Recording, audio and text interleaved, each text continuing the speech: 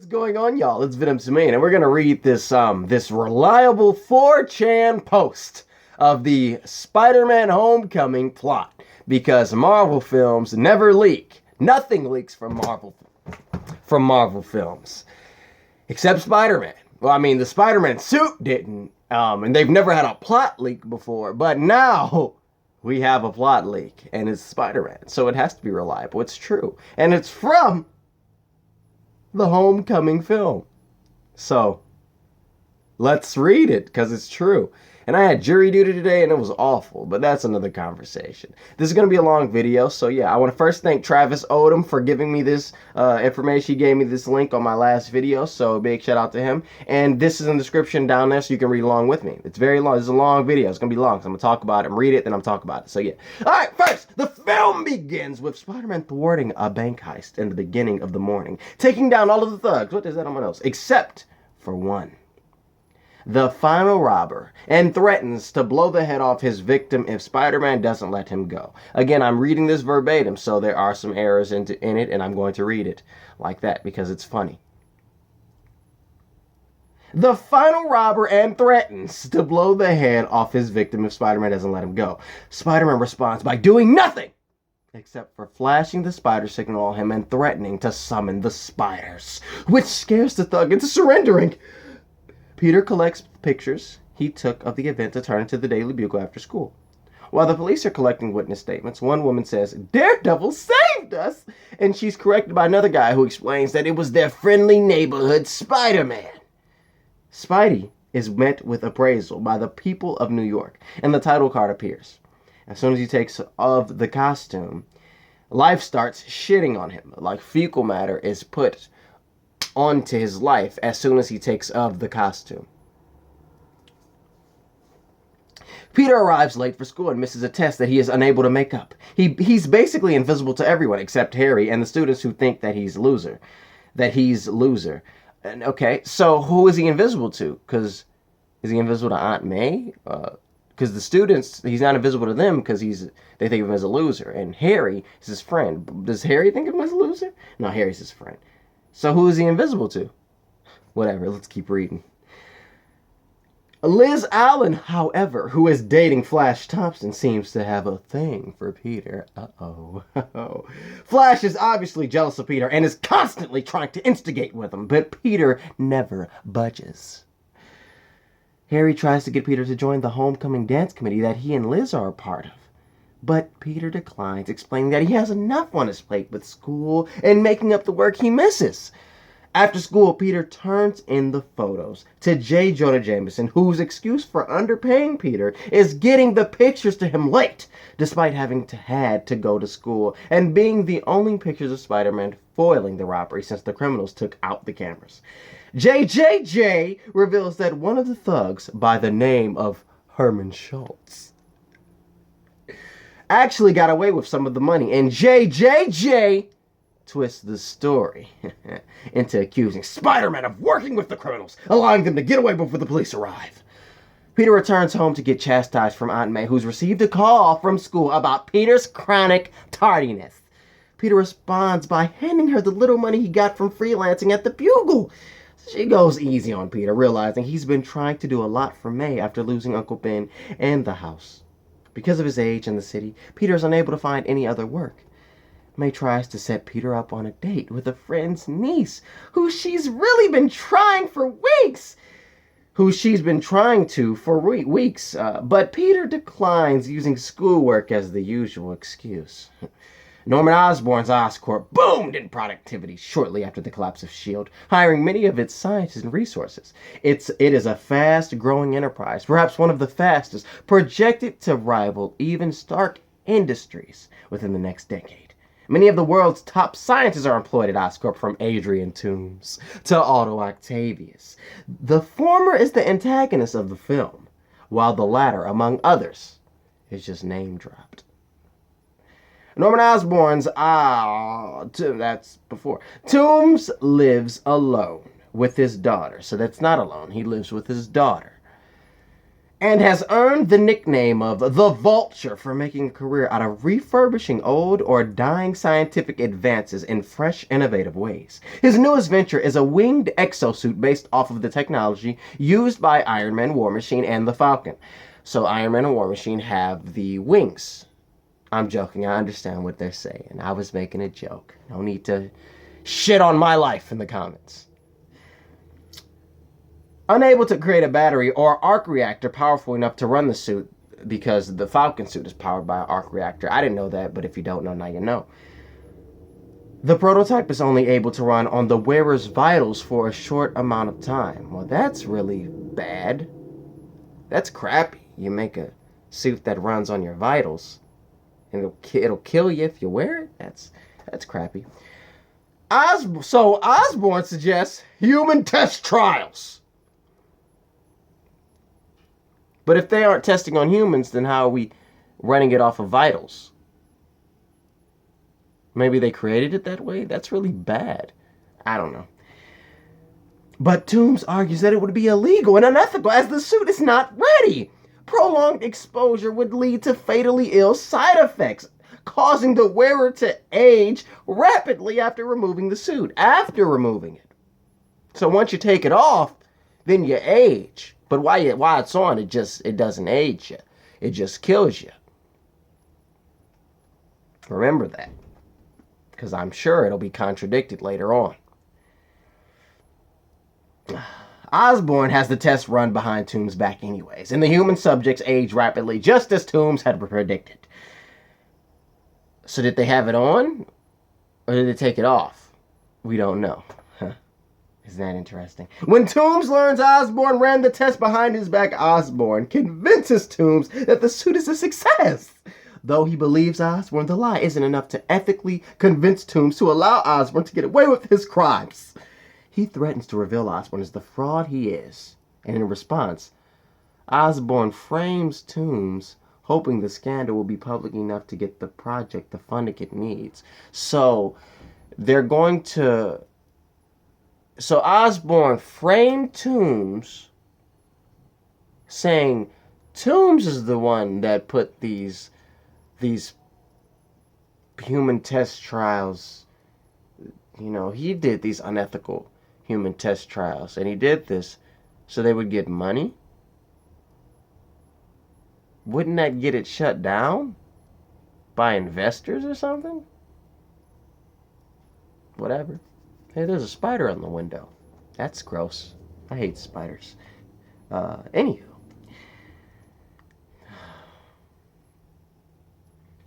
With his name slandered, Toombs himself breaks into Oscorp to destroy the exosuit. That's a smart plan. When security corners Toombs, he puts on the exosuit himself and breaks out of Oscorp. Even smarter. My name is slandered, so I'm going to destroy the suit. And then I get caught, so now I'm going to steal the suit, and I'm breaking out of here. He returns home to his daughter and explains that they have to leave. She refuses to leave with the criminal, and Toombs is forced to escape alone into an abandoned warehouse that he makes his new base of operations.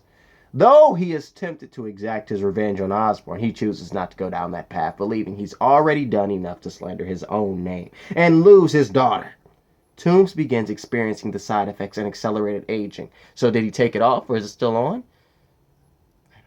We don't know. He plans to break back into Oscorp to get the research and technology he needs to revert the side effects. So you had the technology, or you're going to get the things to create the thing. He's probably going to get the technology. That way he can create the thing that'll reverse the side effects. So he knew how to reverse the side effects. Okay. Or is it an idea? Whatever. Okay. Until then, he creates a way to reverse engineer the suit to feed off of others' life forces instead of his own through his talons, the Falcon thing. So the Vulture has talons. The Falcon suit doesn't have talons, but the Vulture suit does. Okay. He uses it on rodents and small animals to keep the suit from killing him, but believe that eventually they will not be enough. Peter Parker gets into a fight with Flash Thompson for flirting with his girl, where he decides not to fight back, and Flash hits him directly in his jaw. While Parker plays the punch off as if it hurt immensely, Flash tries to play the punch off as if it didn't, almost shatter his hand. Among other issues, the fight is the last straw for Liz, and the two break up. Liz begins showing more interest in Peter, and Peter has no idea how to handle it. Peter reveals to Harry that he really has been crushing on Liz for some time, and Harry Osborn pushes Peter to make his move because their relationship has just ended. Peter responds that he isn't some kind of vulture. Following it up with, but he is, after discovering that Toomes is attacking Oscorp. So I'm guessing they're having this conversation at Harry's house, and they're watching television, and the news comes on that the Vulture is attacking Oscorp, and Peter says, I'm not a Vulture, because they just got out of a relationship, but he is, because the Vulture's on TV. Get it?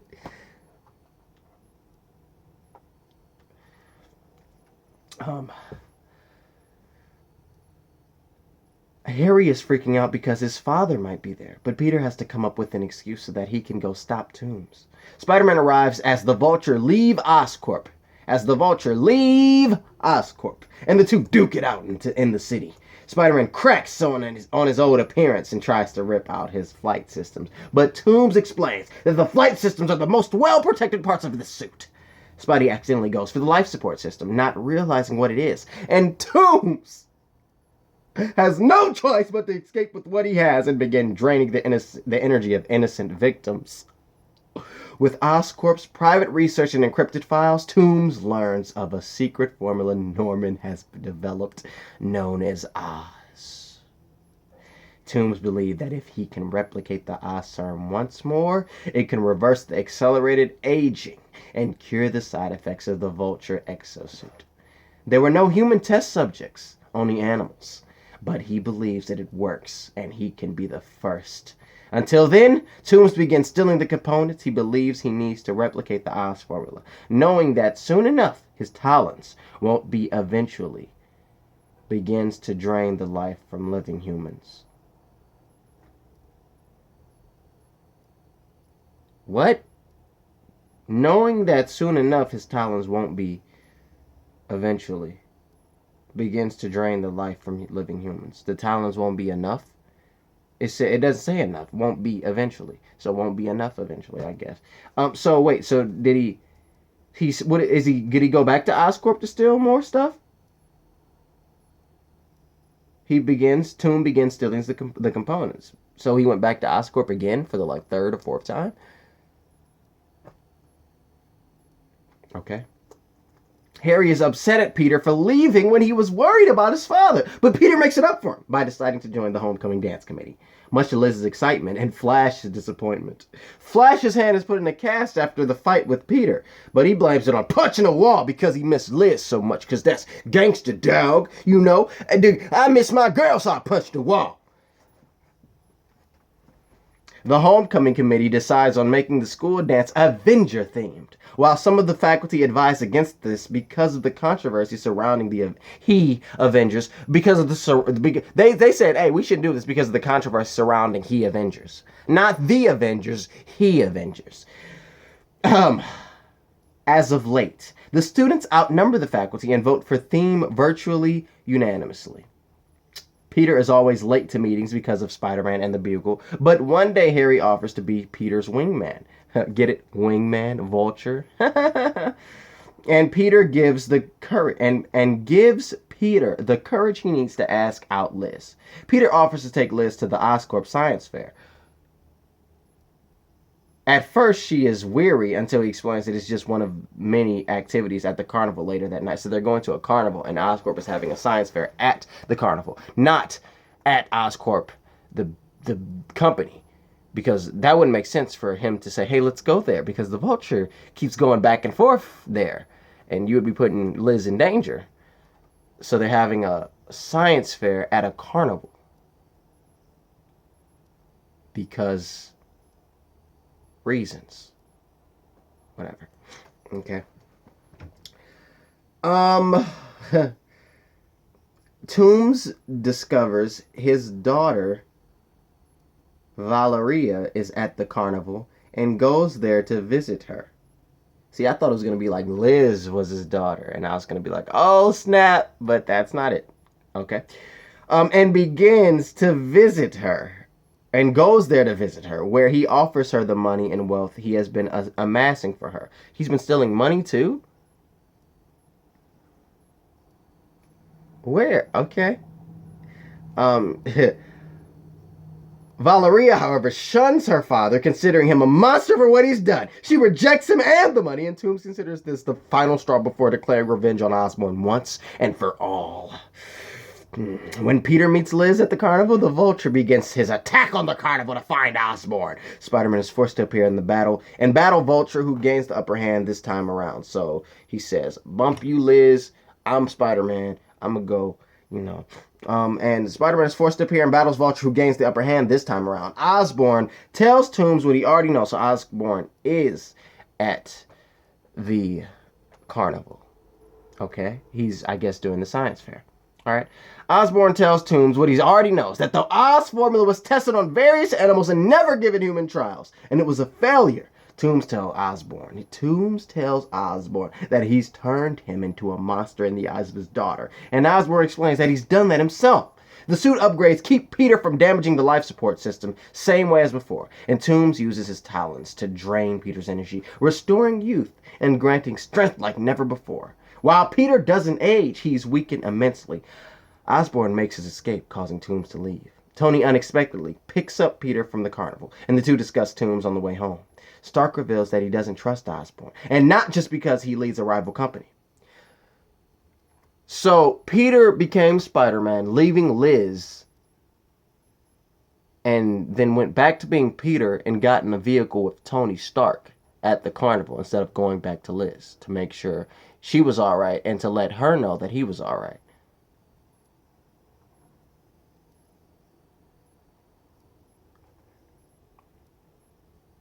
Okay.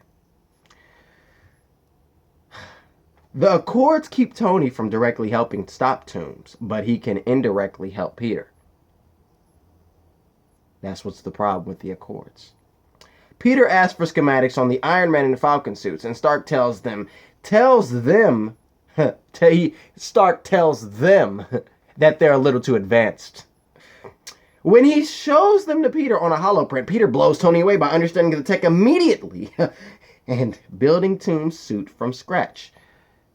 In the vehicle while they're going, he builds the suit. Okay. On the drive home, Peter and Tony figure out how to create an anti-magnetic inverter to stop Toombs without killing him. Peter also discovers the difficulty of balancing his responsibility with living a normal teenage life.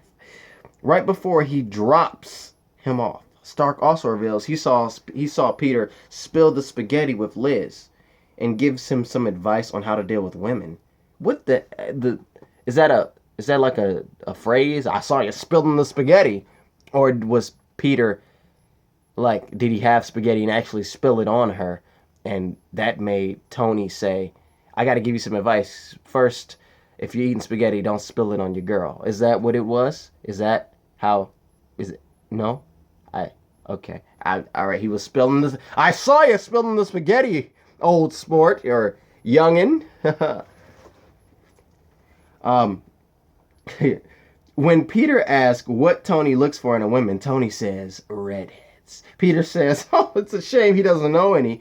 Aunt May tries to set Peter up with a date to his homecoming dance, but Peter, as usual, doesn't trust his aunt and rejects it. After the weekend is over, Flash berates Peter in front of Liz for being too afraid of the Vulture to stay with her at the carnival, to which Peter immediately responds by asking her to the homecoming dance. Liz accepts the invitation, and Flash is left looking like a fool. The night of the dance, Peter receives a package from Stark containing the inverter. He stuffs it into his pocket and heads out to the dance to meet with Liz. Shortly after he arrives, the Vulture crashes the Midtown High homecoming dance to kidnap Harry. Peter switches into his Spider-Man costume and realizes that the inverter is in his dress pants pocket.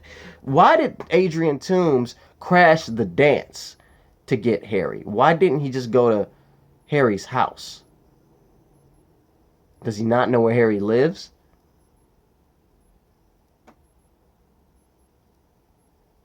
I don't know. Okay, so he crashes the dance, putting a whole bunch of people at risk because he wants revenge on Norman because Norman ruined his reputation. Makes sense to me. Where was I? Peter switches into his Spider-Man costume and realizes that the inverter is in his dress pants pocket. When he finally retrieves it, he discovers it doesn't work unless it's within close range. Toombs realizes exactly what it is and destroys it before he can even get close enough. Spidey eventually takes the battle outside, where Flash, Thompson, and a few others run after to watch. Toombs realizes Spider-Man is going out of his way to keep the casualties and collateral damage to a minimum, save for crashing through a cheap ice sculpture of the Avengers that leaves Tony, Vision, and half of War Machine. You know which half. I know which half I do. Do I? Okay. He fires at the roof of the school to try to collapse the gymnasium. Yeah, to save your reputation. I don't know. He uses the distraction to take Harry and escape. Spider-Man is able to save everyone in the gymnasium, and seeing that Liz is alone, assures her that Peter made it home safe, and he webs her hand to Flash and tells them to make up. Liz is grossed out by the webbing, while Flash states that he's never washing his hand again. Oh, that's so funny because of the Marvel humor. Spider-Man heads over to Oscorp to meet with Norman, who's just received a message from Toombs with directions to his abandoned warehouse, telling him to go alone. Norman follows his orders, and Spider-Man stays behind at Oscorp to fix the inverter. So Toombs crashes the dance to take Harry. Peter gets the inverter, and Toombs breaks the inverter. So Spider-Man goes to Oscorp instead of following Toombs to try to get Harry back because Harry's in danger and he doesn't know why Vulture has Harry, who is his best friend, who is also a minor. He goes to Oscorp instead of stopping or getting Harry back to try to get the inverter back because Toombs, because he knows, because why? Why doesn't he try to go after Toombs? His goal should be, let me get Harry back first, and then I'll worry about whatever else comes. He should be, let me protect those people. Let me protect the innocent before, like, why did he just let Vulture take Harry? Because he has a better chance of fighting the Vulture with the inverter, and so that's enough of a reason to risk Harry's life, because you don't know why the Vulture took Harry. He could be trying to kill Harry. I mean, I don't understand the thought process there. Okay. So Norman follows his orders and goes to the abandoned warehouse. Meanwhile, Spider-Man stays behind at Oscorp to fix the inverter, instead of them both going together. Spider-Man doesn't know that Norman is bad. Spider-Man knows that Vulture has Norman's son. Spider-Man knows that the Vulture is pretty dangerous, so he lets him go without him coming with him. Okay. When Norman arrives, Toombs shows Harry all of the illegal experiments that Norman was responsible for. At first, Harry backs away from his father until his father twists the facts and explains everything he's done is for him and the memory of their mother. Harry forgives his father, and with his plan in shambles, Vulture prepares to kill Norman Osborn. Spider-Man leaps in the way. Wait, so Vulture's plan was to get Harry to think that Norman was a monster? Like, his daughter thinks that the Vulture is a monster?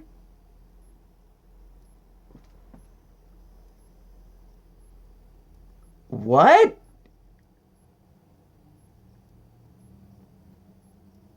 Okay. So, my plan didn't work. I'm going to kill you. Okay. Spider-Man leaps in the way just in time, giving the Osborns ample time to escape. Peter takes the battle into the skies and throughout New York City, even passing by the old Avengers Tower. Oh, it's so cool. The battle ends near Oscorp when Peter uses an amplified version of the inverter, and Toomes is caught in between two buildings like a fly caught in a web. Oh, it's so cool. Liz gets back together with Flash as a result. However, Flash's dislike for Peter has been replaced with a fanboy love for Spider-Man. Osborn destroys all evidence that could ruin his name, and Toomes is put in jail. Toomes is visited by Osborn and says it's only a matter of time before the public realizes what Osborn really is. And he ends up in prison with me, with Toomes. Osborn responds by saying that perhaps one day he can find it in his heart to forgive Toomes. And maybe, just maybe, he'll allow him to work for him again. Peter learns Midtown High is holding a second homecoming dance thanks to the donation of an anonymous benefactor. Peter is tired and decides he wants nothing to do with it, especially after blowing his chances with Liz. Aunt May reveals she's already arranged a date for him to go with, someone she's been trying to set him up with for an entire film. Mary Jane is waiting at the door with her famous, "Face it, Tiger, you just hit the jackpot." Peter freaks out when Aunt May reveals Stark stopped by to drop off a new suit, only to realize it's a suit for the dance, with a note that reads, "Go get 'em." Peter arrives at the new homecoming dance with Mary Jane to find that this time around, the dance's theme is Spider-Man. The mid-credits scene is Osborn rewatching video footage of Peter Parker getting bitten by the spider during a field trip to Oscorp. He's been tracking Peter's progress during all of this time.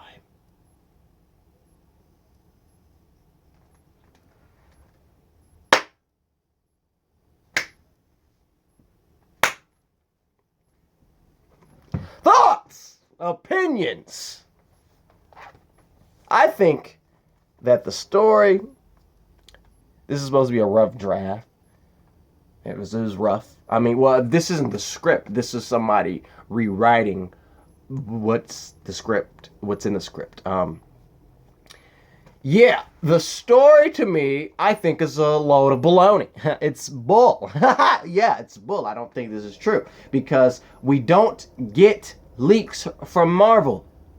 We have never gotten a leak from Marvel. We didn't get a leak beforehand, so all of a sudden now we get a leak. And perhaps it's because it's Sony, but Marvel has full creative control. So, I don't know. I asked some people, I did ask some people on Twitter. I can't get to Facebook right now because I don't have the internet.